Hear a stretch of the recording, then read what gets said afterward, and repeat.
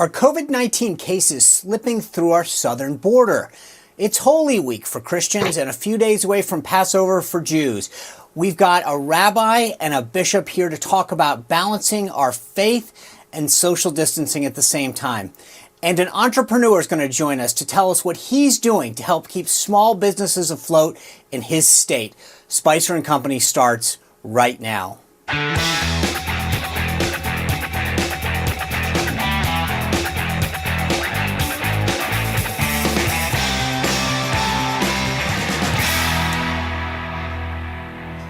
Well, the projections are not good. They are getting grim and grimmer by the day. 100,000 Americans are expected to die by the coronavirus. I'm Sean Spicer. And I'm Lindsay Keith. Well, the issues Sean just mentioned are all subjects our first guest is keenly familiar with. He's a medical doctor and a U.S. congressman who just happens to represent a border state very much economically impacted by the oil industry. So let's welcome him, Texas Congressman Michael Burgess. Congressman, thanks for being on with us today. Great. Thanks, Sean. Thanks, Lindsay, for having me on. Oh, it's good to have you back. It's nice that we're social distancing this time, though. Congressman, let me start by kind of going over a broad topic. I feel like every day, instead of trying to move the ball forward, there's a lot of blame going around as to who did what when. And I think that there needs to be an establishment of the fact that this is a pandemic that is novel. No one could have possibly expected it to come the way that it has and affected our world the way that it has, not just our communities and our country, but frankly the world. And too often I keep seeing everybody trying to point fingers. You know, should you wear a mask? Shouldn't you wear a mask? Should we use these new drugs or not? Who started it? Who didn't do this? Instead of focusing more on what we should be doing. And even now, it comes down to this whole discussion about whether we should be using hydrochloroquine or not. Let me play you something that White House advisor Peter Navarro said on television, on Fox yesterday. We have 29 million tablets of hydroxy in FEMA warehouses. And the question before the group was, should we surge that hydroxy into the hot zones? And the task force unanimously voted to do that with the proviso that this can have side effects and that it has to be dispensed not by the federal government, but by the patient-doctor relationship. Now, Congressman, there's no question that it seems to be some controversy over whether you should take this drug or not. But it seems to me when Donald Trump and his administration suggested it's a horrible idea, they're trying to prescribe medical advice that they're not qualified to do it. But when Governor Cuomo and Governor Whitmer in Michigan do it, they're heroes for doing it. So let me ask you this. As a doctor, my view is that every situation is unique to the patient. What is your advice as a doctor with respect to taking these drugs or the efficacy of them? Well, of course, my only firsthand experience with chloroquine, or maybe it was hydroxychloroquine, was one time I was given a prophylactic dose going to a malaria endemic area. And I will tell you, it can cause a little depression. In fact, our soldiers are quite cognizant of this, and oftentimes they would refrain from taking it. But here's the deal: it is available. It is FDA approved. If your physician chooses to use an off-label medication, that's something that we do all the time in medicine. That's why it's called both an art and a science of practicing medicine. An off-label use of an FDA-approved medication is not an unusual situation.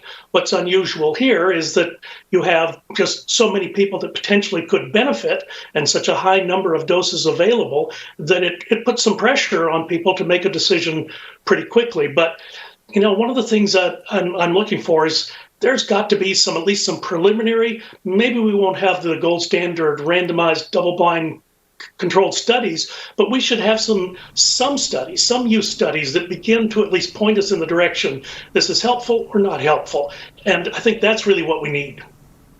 You know, Congressman, you represent a border state. I want to talk to you about some of these H-2A visa holders who are being told they can't come into the country. A lot of them agricultural workers, and some saying this could jeopardize our supply chains. Are these policies fair to these workers and also to the American people?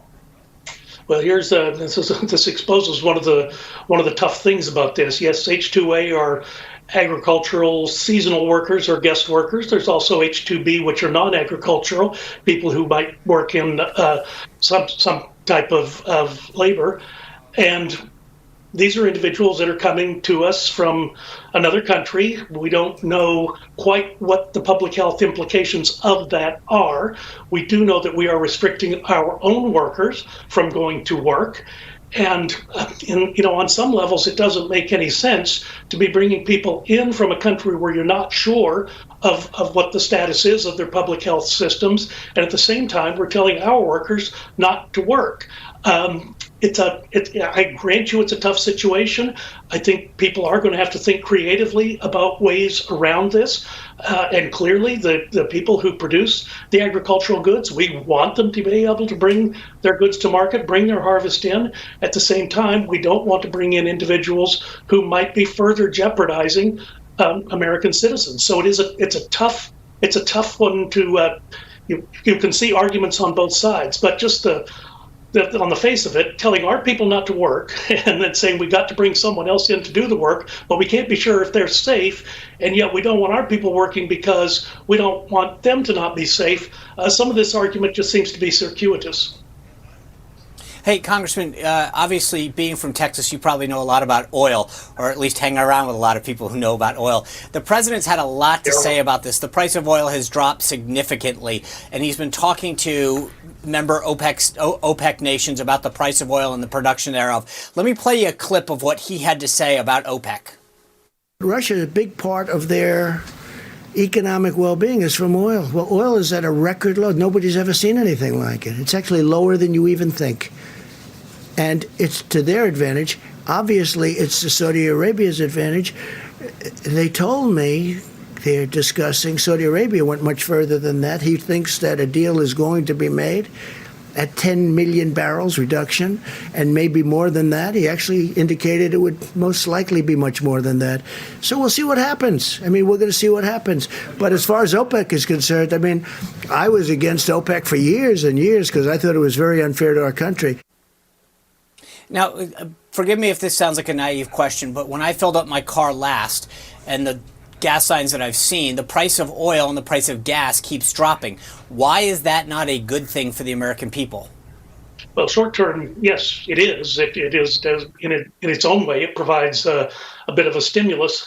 However, what's going on now between the Saudis and the Russians is not helpful in the long term. And we've got a number of smaller companies, independent companies, and some of the larger companies in Texas that are facing some serious cash crunches. They have serious problems with liquidity. So I do think the president is correct to focus on this.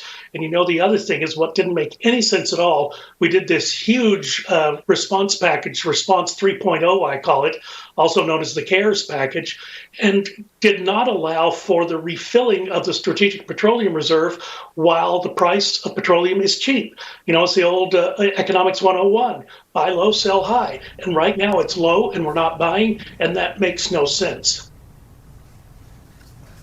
One of the questions as well, Congressman, this meeting with OPEC obviously got postponed. Is it realistic to expect real quickly that they will actually make a deal and stop producing so much? Yes or no? Well, yes, it is, because I think they understand the implications of what they're doing. And I think the president explained that to them.